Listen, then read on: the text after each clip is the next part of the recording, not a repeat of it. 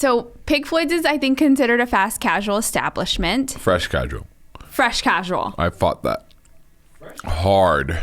The fresh casual business, and typically you don't really get a full service type experience. And I think you do when you go to Pig Floyd's. It's not That's fast why it's casual. called fresh casual. So should I explain myself for a second? Yes, please explain yourself. In the restaurant business, there's QSR, which is quick service restaurants.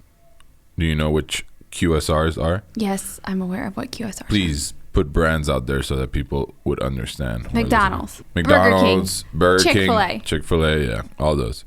Those were considered fast casual. Now, if you understand that, that means that they're plastic silverware. Lots of throwaway things. Get your own drink. Disposable. All that, right? At one point, obviously, then there's full service, right? So when we were developing the concept, I found a distinction that was called fresh casual, and that's when you use real silverware.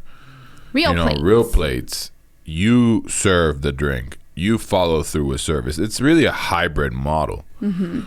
But I had never been in the full service part of the restaurant world, and I've never been in QSR. So I've always been, I don't know, the food truck is considered, I guess, QSR is not a fast casual. No, it's not. But that's the distinction that I feel people need to understand about Pig Floyd as a model. I think we're pretty adamant about follow through service. I don't think anybody else that does it follows through like us here. No. Do you agree or disagree? I agree. There's a big distinction. It sets the tone for the concept to be individual. And I like the service model. I know it's a little bit more labor intense, but I think it works. It does work. Yeah.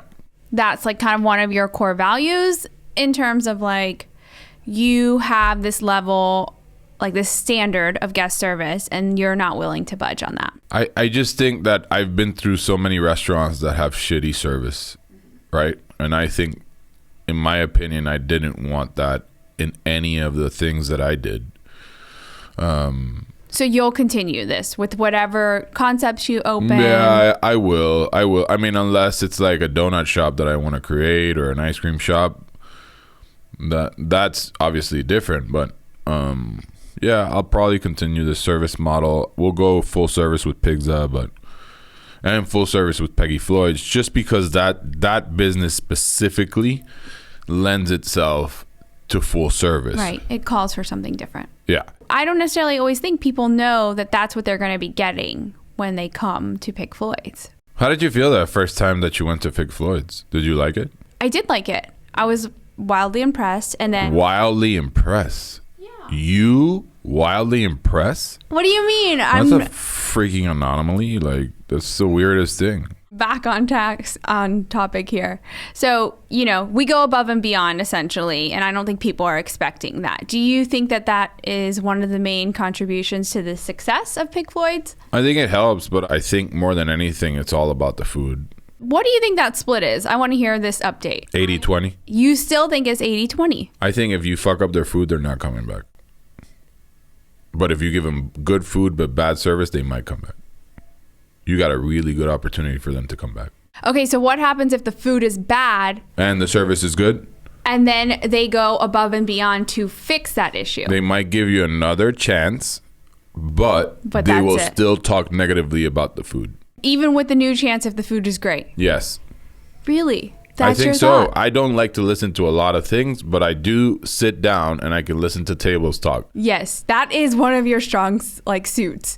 You're very good at that. Everything. It's like laser focused hearing. It happened to me on Sunday. It was pretty bad. You're great at eavesdropping. Yes. This big 6'8" guy walks over to your table and tells you how's everything. You're probably gonna go like, everything is fine. Yeah, you get that a lot. Yeah. People will just yes you. Yes. Because they don't want to, they're worried with how you may react. I don't react bad. No, you don't. And then I asked them again, why did you leave half your taco there? You don't like it? And I keep ending, like, You really I force dig. the Oh yeah, I dig the truth. the truth, and the truth comes out, and then we fix it, and But we're that's good. also part of service. Like, that isn't the norm. Like, somebody could eat 2/3 of their food and you notice that they didn't finish it. Yeah. And you'll push to see if they really enjoyed it or not. And if they didn't, you'll bring them something different. Yeah. Or whatever, a new whatever. I actually always mention to people that the most important person in the whole restaurant is the dishwasher, because that person knows exactly what's not being eaten, Right. and what people are leaving on their plate, which basically tells us what's going on in the kitchen, what's not good, taste it, what's, You'll see like, oh, they didn't touch any of this. And you're like, that's weird. And sometimes if me specifically notice, they didn't eat the rice and beans. There was one day there was like 4 people that I bussed tables for and nobody ate the rice and beans. And I was like, what happened? that's so weird. And so then I immediately was like, hey, I want to try the rice and beans. And they were fine. Like they were normal, like in terms of what they should taste like. So I was like, okay, I can rule that out kind of thing. But, Yeah, I think that's important. Yeah. You got to do it. But you have to do it. Yeah. So, but sometimes people don't notice that. People aren't looking at that. They're just running service and not really digging into what's going on. And I think it's important that people do become Aware. food diggers. I call it food diggers. Food diggers. Yeah. So many new terms we're learning today. Food diggers. Food diggers. Yeah. Dig into the food. Do you get it? I understand the name. So how do you make your team food diggers? If you don't spot it, you don't follow through on it, then you're not going to be able to continue to do it eventually by yourself, right? So I think the other day I was sitting at the bar and I overheard a conversation that was going on behind me. She said the brisket was fatty. I said nothing. I literally just told one of the girls in the front, get me 3 ounces of brisket, put it in a to-go box, take it to the table, don't say anything. Right. She did that. When she got to the table, the lady was like, what is this? And I turned around and I said, you said the brisket was fatty, right? So I want to take care of that. The lady, obviously, her whole experience changed. Right. She said she was bringing her whole family. She was impressed, all that jazz, which is great. But at the end of the day, like, I caught that. Nobody else would have caught it. The whole experience would have been different. Right. You're only as good as the last plate that came through that window. Very accurate. We could have all the history in the world, have the greatest reviews, all that shit. If you start a week with bad food where, the service is bad, the food is cold, stuff like that happens, it only takes a week till shit starts popping off. Right. And people start talking, and they're really quick. When things go wrong, people are really quick to express how they're going wrong. When it's good, they express it, right? And they tell their friends, but I think they, and I'm a culprit too. Like, if I go to a restaurant that I didn't like, it's quicker to say, yo, don't go there, man. Right. Like, it's not worth it. I guess being in the business, like, people have off days. Companies have off days. You're going to it's not going to be perfect every time. So I'll go back and, try it again. Well, the question is how off? Oh, the question is how off for you? You could be off, but if you're really off, then I ain't coming back. You're like, I'm never going back. No, I'll go again, but it's going to take me a little bit. You're a normal diner. I'm a little bit more because now I look at things a little different, obviously, because we are in the restaurant business. So right. every time I'm walking into a place, like in like 5 minutes, I'm assessing the whole situation and what happened in the restaurant and why I think probably things could go better. Sure. When we go out to eat, we are assessing that restaurant, right? Just because of our background and all that. Yeah, but I think we're more critical than a lot of people. That's what I'm saying. So, like, I wonder if people don't like to dine with us because we are more critical than others. Why would they not want to dine with us if we're more critical? Some people don't want to hear about it. That's literally why I'm spending so much money to pick Floyd's, to put it in a position where I feel like, yo, this restaurant is perfect. Whoever tells me opposite, I'm going to fucking kill him. Really? Not kill him, but, You're going to be upset. I'm going to be upset. Like, I'm talking about, like, that's why I'm fixing the parking, so I don't hear about any hole, any crevice. I don't want anything imperfect. I mean, clean the sidewalks every fucking week. Yeah. That's how intense I'm going at So it. this is part of your guest services, that you're trying to minimize any response that could be negative. I don't want anything. I want the restaurant painted perfectly. I want everything inside painted perfectly. Every table cleaned, every floor. No, I'm like, my level is just superseded what I used to be like. Your standard has like leveled up essentially. That's the only way that we're going to be able to execute 100 restaurants. If our standards aren't perfection, we won't be able to achieve it. That is true. I can agree with that. So pick Floyd's in the next month and a half.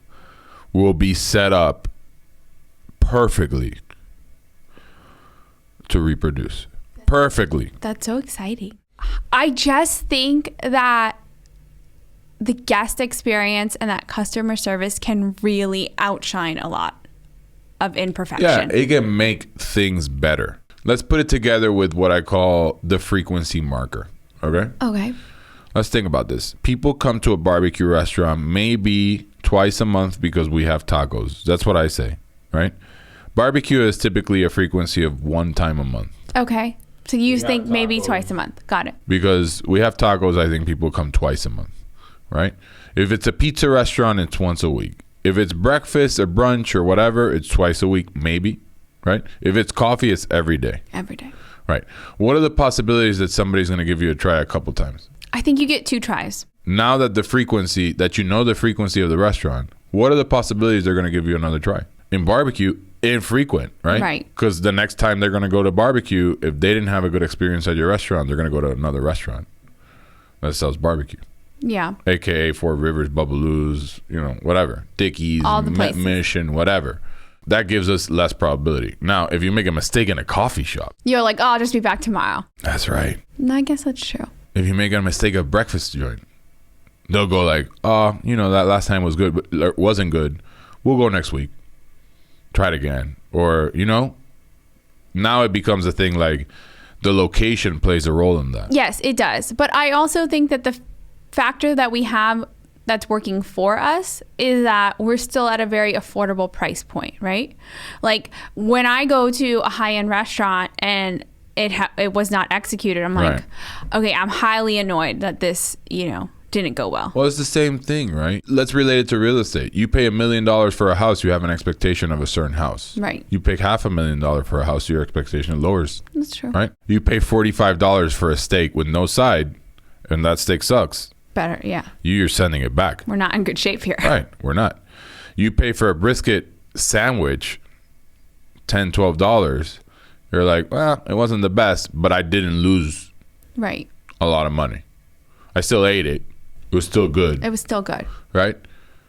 Yeah. You order a pizza slice and it's a $3 pizza slice. You really don't care. No. The shit tastes like cheese? Great. It has pepperoni? You didn't Great. put a lot into it. You didn't. I guess yeah. You eat rice and beans with chicken on a spot and it costs you $8. Like, are you really going to be stressed if it's good or not? You're probably just eating. So you got to play into that psychology. There are lots of factors. There's a lot of factors. That's why I say that the restaurant business is so hard, because there's a lot of factors. There are lots of factors and lots of factors. So many moving parts. I mean, all businesses are hard, right? But the restaurant business has a lot of factors that can affect it. A lot. Weather, location, traffic, all sorts of things. All sorts of things. Sports, everything affects it. I do think the split is a little bit different, though. I don't think it's 80-20. Well, let's go to Miami. Let's talk about Miami restaurants. Okay. Service is shit in Miami. Yeah, service isn't always the best. This is just a mentality. This is not my mentality specifically. I'm just saying in general. If you're doing a lot of volume and somebody comes and says something negative about the experience, you're going to go like, okay, thank you for your opinion. Right.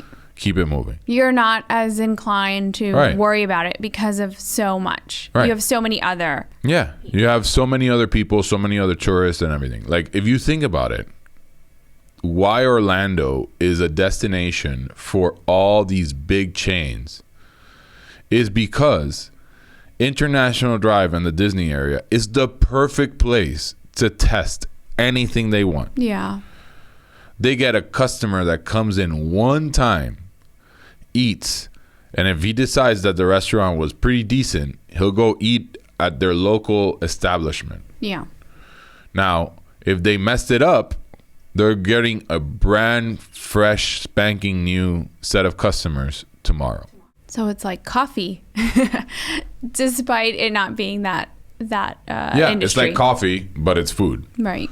Because of the fact of the location. You can't do that in other places. No. Like if you're a small town. But I don't even feel like we can do that.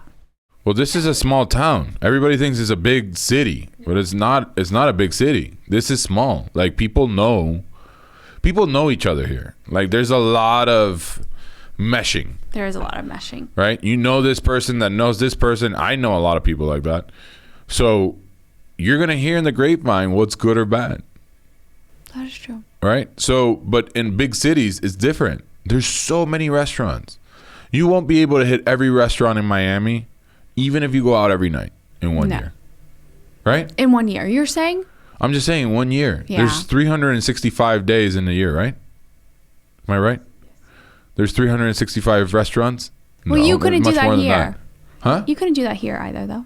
Well, you could go to lunch and dinner, and you probably will hit most of Winter Park and Mills area, and I'm just saying. Yeah, it's smaller. It's smaller. I mean, I've hit pretty much every restaurant in this area.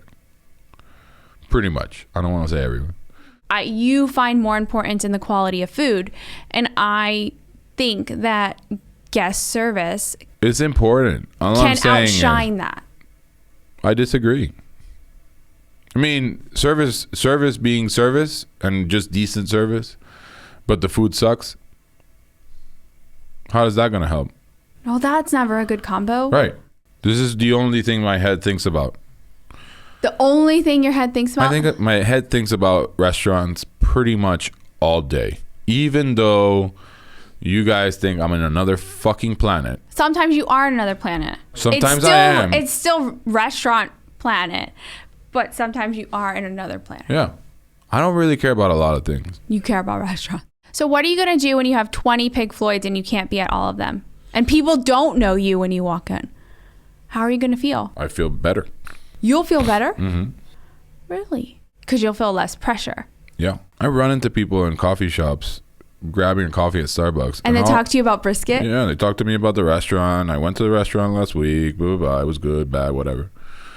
How about pigs? What's going on with pigs? What's going on with, what are you doing? What other things you doing? Blah, blah, blah. Like they ask about my life. It's great. I love it. But at the same time, it's pressure, right? It's a lot of pressure. When we're talking about other small businesses, I always think about Katie and Kyle a lot and their candle company. We work with them.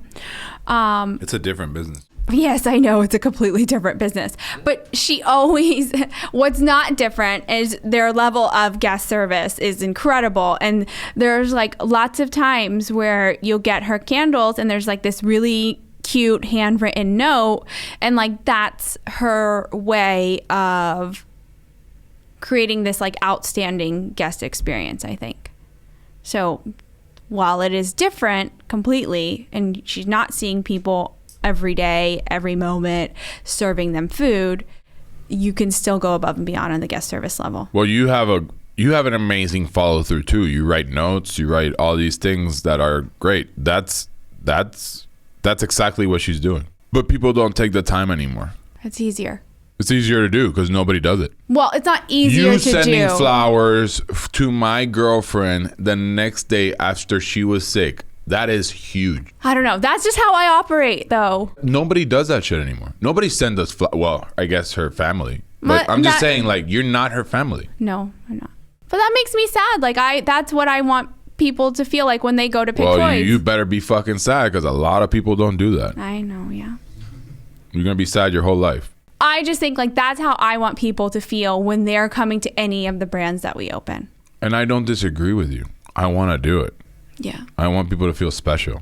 But there's this factor that is like operations. It keeps going. It doesn't stop. I wish we had more time to attend to everybody and get to know everybody. Time is a thing. Time is a thing, right?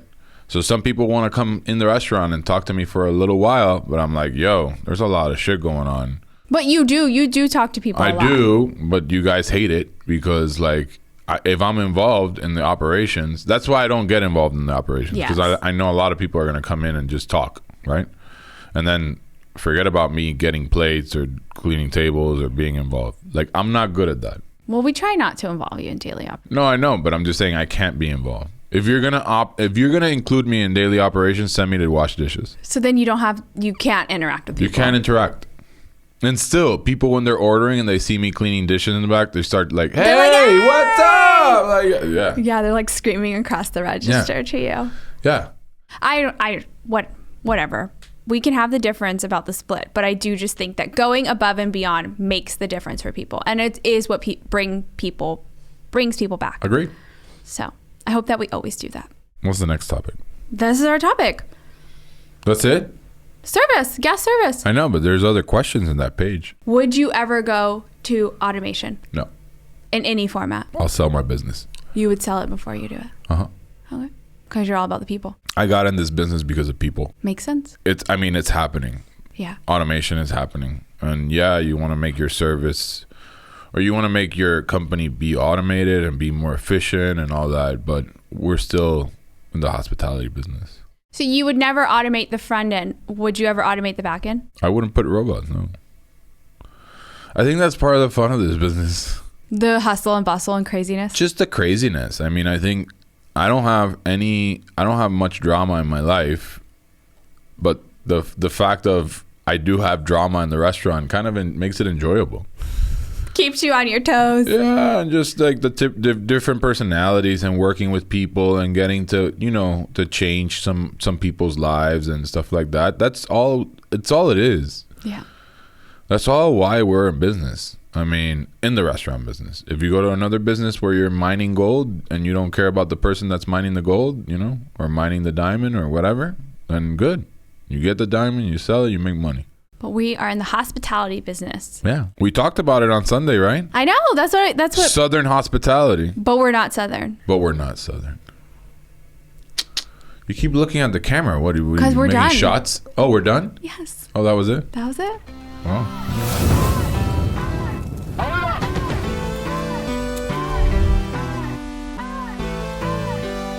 You want a free taco? Hit the button to subscribe. Maybe I'll give you a free taco.